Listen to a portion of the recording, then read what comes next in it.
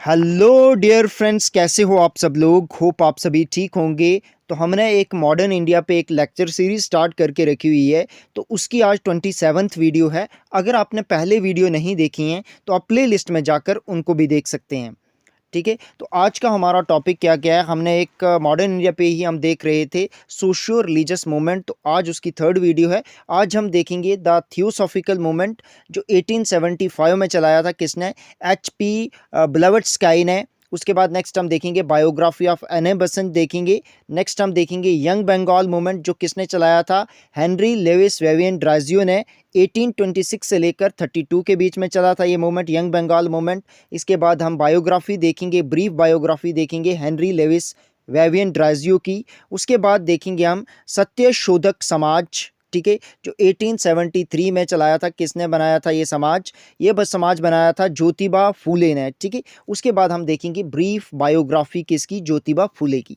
तो ये टॉपिक रहने वाले हैं आज के। तो चलो करते हैं स्टार्ट आज का टॉपिक।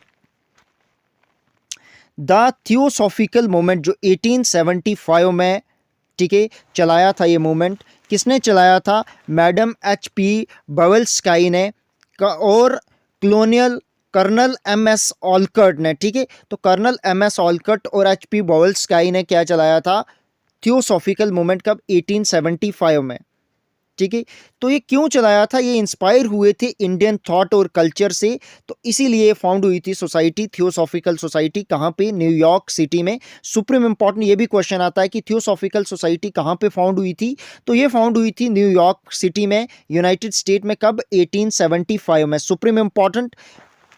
तो फाउंडर इसके कौन थे? थियोसॉफिकल सोसाइटी के फाउंडर कौन थे? मैडम HP ब्लेवेट्स्काई थे इसकी फाउंडर। ठीक है, उसके बाद में चलते 1882 में इसका हेडक्वार्टर जो है वो शिफ्ट करके अदयार, मद्रास, प्रेजेंट डे तमिलनाडु में शिफ्ट कर दिया था। ये भी इंपॉर्टेंट क्वेश्चन है, ये क्वेश्चन भी आता है।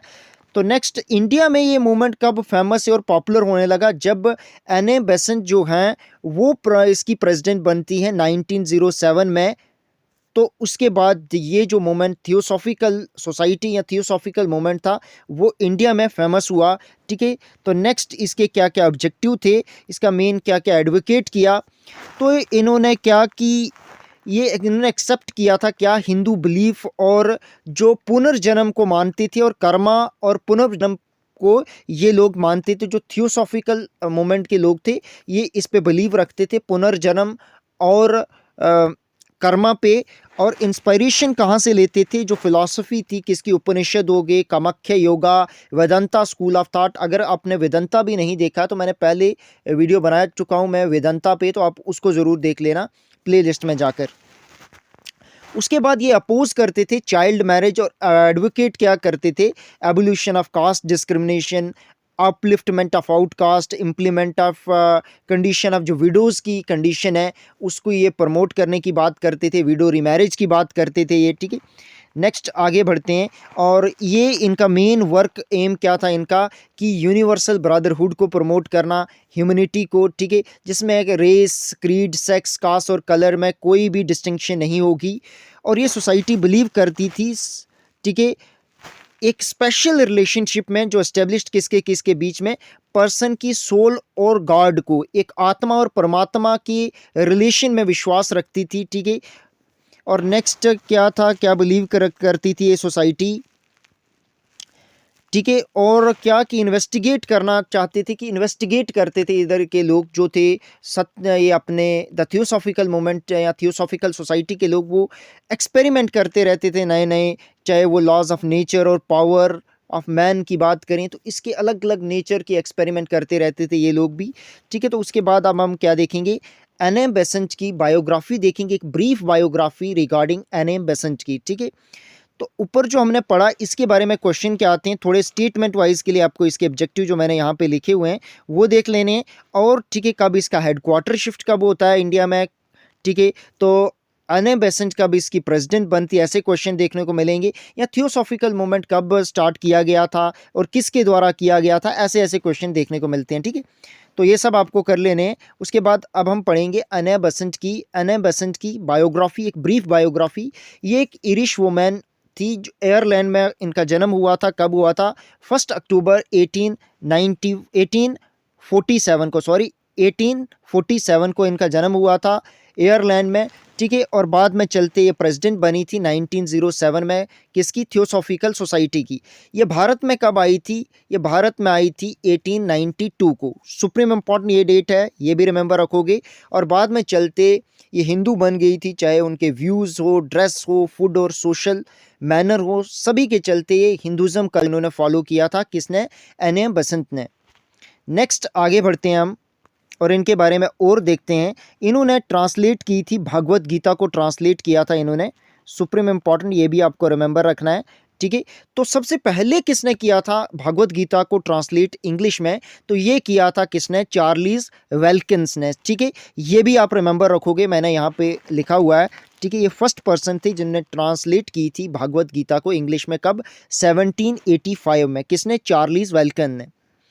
और जो एन.ए. बेसेंट थी, उन्होंने एक होम रूल लीग भी एस्टेब्लिश की थी, कहाँ पे? अदियार, तमिलनाडु में, कब? सितंबर 1916 में। अगर आपने होम रूल लीग भी नहीं देखी है तो प्ले लिस्ट में जाकर उनको भी देखना, मैंने डिटेल डिस्कशन की है इस पे, ठीक है।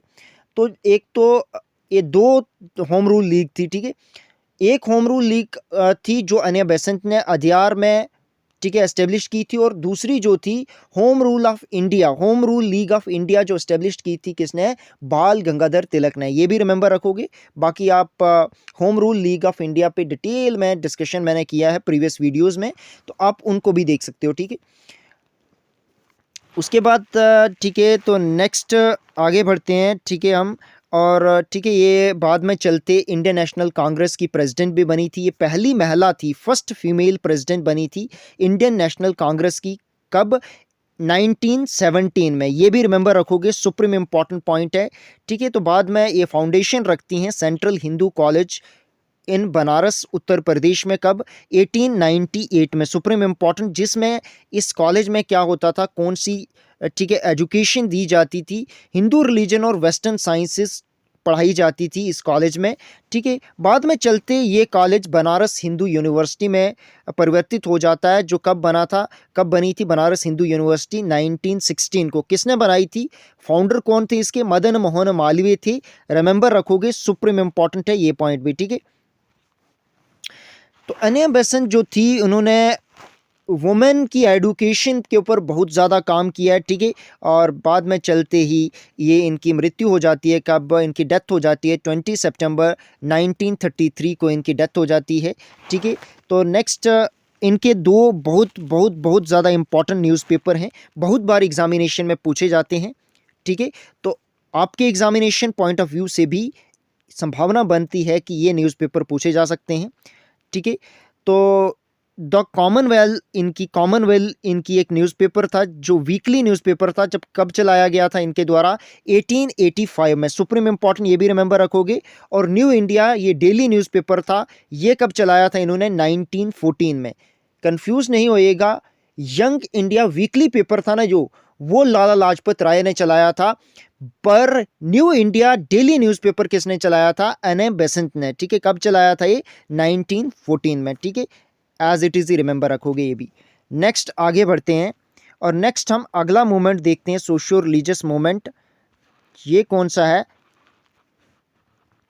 यंग बंगाल मूवमेंट, जो कब से कब तक चला था? 1826 से लेकर 1832 तक, ठीक है। सुप्रीम इम्पॉर्टेंट है, ये भी रिमेंबर रखोगे।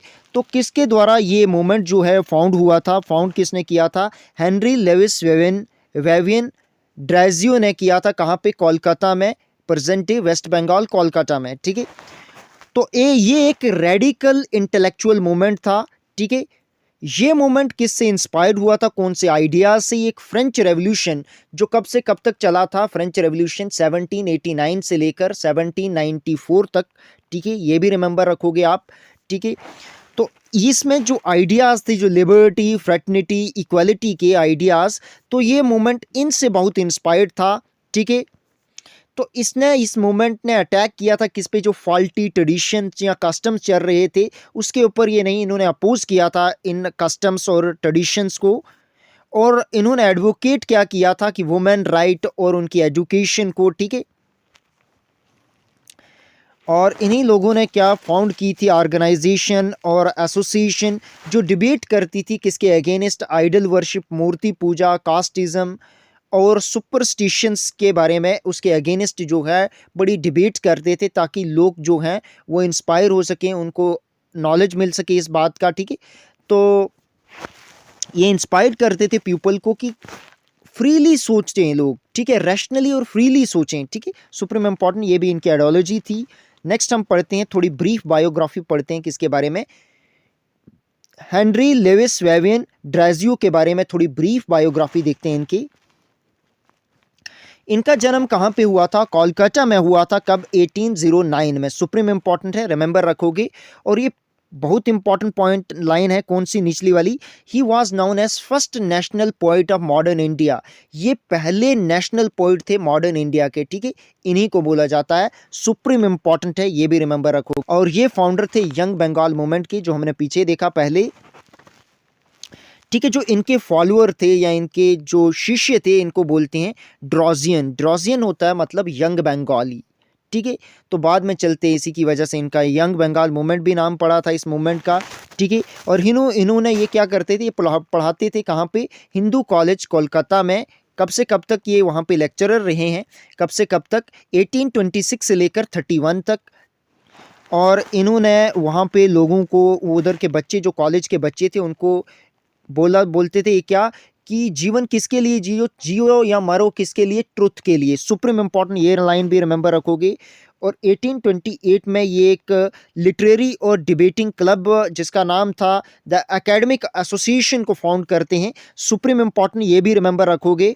उसके बाद ड्राइजियो की मृत्यु हो जाती है कॉलेरा बीमारी के चलते 26 दिसंबर 1831 में, जब इनकी एज केवल कितनी थी, 22 ईयर के थे ये, ठीक है। तो ये भी रिमेंबर रखोगे, ठीक है। इनकी एक डेली इंग्लिश न्यूज़पेपर था इनका, उसका नाम क्या था, the English Indian, east Indian था इसका नाम, सुप्रीम इंपॉर्टेंट है, ये भी एग्जामिनेशन में पूछा जाता है। तो ये कब चलाया था इन्होंने, 1831 में, सुप्रीम इंपॉर्टेंट। इनके कुछ और फेमस वर्क थे, उनके बारे में भी देख लेते हैं। The fakir of Jungera, supreme important है, ये भी रिमेंबर रखोगे, एक पोएम थी, the fakir of Jungheera, a metrical tale, ठीक है, सुप्रीम इंपॉर्टेंट। और सेकंड पोएम थी इनकी, to India my native land, supreme important है, ये दोनों इनकी पोएम एज इट इज ही रिमेंबर रखोगे, यहां से भी क्वेश्चन आता है। जैसे ही क्या होता है कि, ठीक है, जो ये थे हेनरी लेविस वेवियन ड्रेजियो, इनकी मृत्यु हो जाती है जैसे ही, तो इसके बाद क्या होता है कि जो ड्रेजियन थे, जो इनके फॉलोअर थे, वो बाद में चलते ब्रह्मो समाज और आर्य समाज में जुड़ जाते हैं, जो बाकी बचे हुए लोग थे, ठीक है। तो नेक्स्ट आगे बढ़ते हैं हम और आगे देखते हैं सत्य शोधक समाज, सुप्रीम इंपॉर्टेंट है सत्य शोधक समाज, ठीक है। तो इसके बारे में हम पढ़ते हैं वन बाय वन डिटेल के साथ। ये कब बना था, 24 सितंबर 1873 को बना था।